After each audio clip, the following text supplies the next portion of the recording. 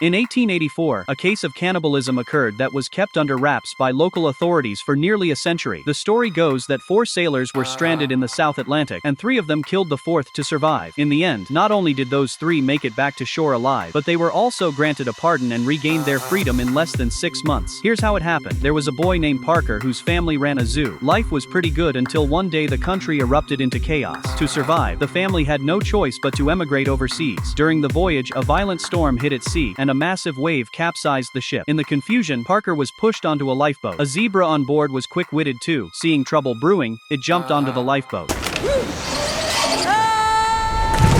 Though it broke its leg in the process, at least it survived. After drifting for a while with just him and the zebra, Parker spotted what looked like survivors in the distance. He quickly grabbed an oar and paddled over to rescue them, only to discover when he got close that what he'd pulled aboard was actually a tiger. Can tigers even swim? This one swam right up to the boat and leaped aboard in one swift motion. Parker was terrified. He scrambled to the bow and clung to the mast all night. When dawn broke and the sea calmed down, Parker noticed the tiger had disappeared, so he finally dared to creep back onto the boat. But before he could steady himself, a hyena burst out from the cabin. Parker had no idea when it had gotten on board, but it looked vicious. Frightened, he could only try to keep his distance. Just as Parker, the hyena, and the zebra were locked in this 3-way standoff on the boat, an orangutan floated by on a bunch of bananas. Parker felt the orangutan was the friendliest creature there, so he held out an oar and pulled her aboard too. Now the boat was buzzing with activity, like a miniature zoo, except this zoo had no cages, and whatever happened would be impossible to control. Sure enough, at first the animals were too shaken from their near-death experience to do much else,